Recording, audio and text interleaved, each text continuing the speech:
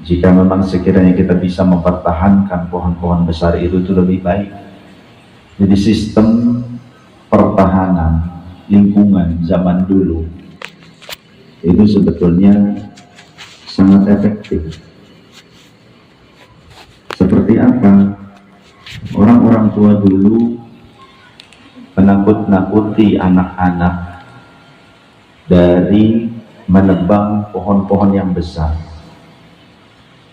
Kadang juga menakut-nakuti generasi muda itu dengan istilah bahwa di pohon besar itu ada penghuninya, jangan diganggu, kalau diganggu nanti akan ada kualat memalak buat kamu. Sebetulnya itu salah satu cara, metode pertahanan atau perlindungan lingkungan yang dilakukan oleh orang-orang tua kita masa lampau, agar generasi selanjutnya tidak ada yang melakukan penebangan pohon-pohon yang besar yang umurnya ratusan tahun. Bahkan kadang di antara mereka ada yang berwasiat, kalau meninggal tolong dikuburkan di dekat pohon yang besar, pohon anu. Supaya apa? Supaya generasi penerusnya bisa menjaga lingkungan. Karena salah satu yang bisa menjaga eksistensi lingkungan kita, menyeimbangkan keberadaan alam sekitar, itu adalah pohon-pohon yang besar. Pohon-pohon yang besar akarnya, akar tunggalnya itu bisa menembus beberapa kilometer ke dalam, panjang luar biasa. Kemudian akar-akar yang lainnya juga itu akan saling sinergi satu sama lain, dan di dalamnya itu akan seperti spons. Akar-akar pohon besar akan seperti spons, menyerap limpahan air. Kalau sekarang di gunung yang seharusnya itu adalah hutan yang rindang, kemudian ditebangi pohon-pohon yang besarnya, maka akar itu tidak akan bisa menyerap air yang ada di permukaan. Akar tidak akan membesar akhirnya, dan tidak membuat lubang-lubang atau pori-pori di dalam tanah. Sehingga kalau sudah seperti itu, hanya pohon-pohon kecil saja yang ditanami.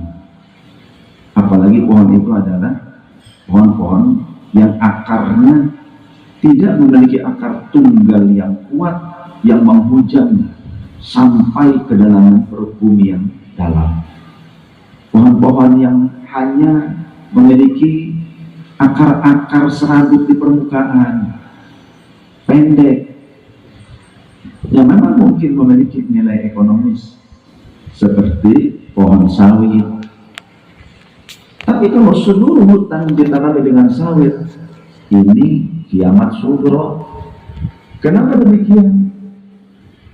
Karena pohon sawit itu jahat sebetulnya. Kalau perlu saya jujur, ini disampaikan oleh mereka para penanam sawit, para pekebun sawit.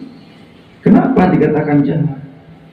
Jika di situ ada sumberan air, ada kali yang jernih, ketika ditanami banyak pohon sawit, maka sumber air itu akan menjadi mati, atau sisa air yang ada akan menjadi buruk.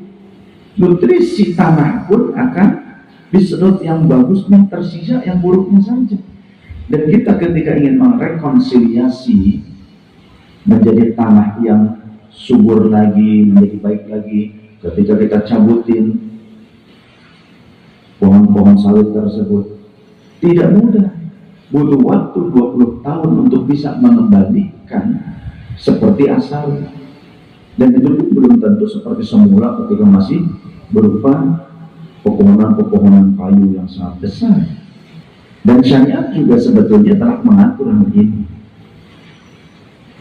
Bahkan Rasulullah SAW juga mengajari kita tentang menebar benih, menanam pepohonan-pepohonan yang akan menjadi besar, rindang dan berbuah, bahkan bisa hidup dalam kurun waktu yang lama.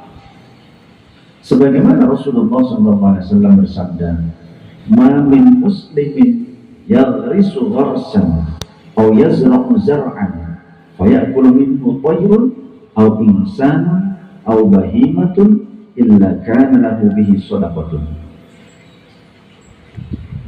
Ma min muslimin, tidaklah seorang muslim yang risu gharsan aw yazra'u zar'an, yang ia menanam pohon yang berpotensi menjadi besar, rindang, dan bahkan mungkin berbuah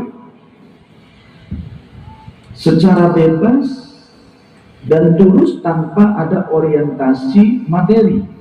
Itu namanya yaghrisu. Yaghrisu itu menanam pohon yang bisa tumbuh besar dan rindang, bahkan mungkin akan berbuah. Kalaupun tidak berbuah, setidaknya pohon itu akarnya akan mencengkram ke dalam perut bumi, sedangkan ranting dan dedaunannya akan meneduhi alam sekitarnya, hingga kemudian dia menghasilkan fotosintesis yang baik. Ketika itu terjadi, terus akan keluar oksigen, sedangkan akarnya menghujam kuat erat untuk menghindari longsor dan juga membuat pori-pori, biopori alami yang bisa menyerap air, sehingga di waktu-waktu tertentu air tersebut akan bisa dimanfaatkan oleh manusia, oleh hewan. Jadi tidak akan sulit ketika banyaknya pohon-pohon besar, maka simpanan air di dalam tanah itu akan banyak. Ini diajarkan oleh Rasul. Yang risu gharsan, ataupun au yazra'u zar'an, atau bercocok tanam, berkebun yang memang ada niatan untuk memanennya, seperti padi, seperti juga buah-buahan, ada buah lengkeng, buah salak, atau juga untuk dipanen daunnya seperti daun teh.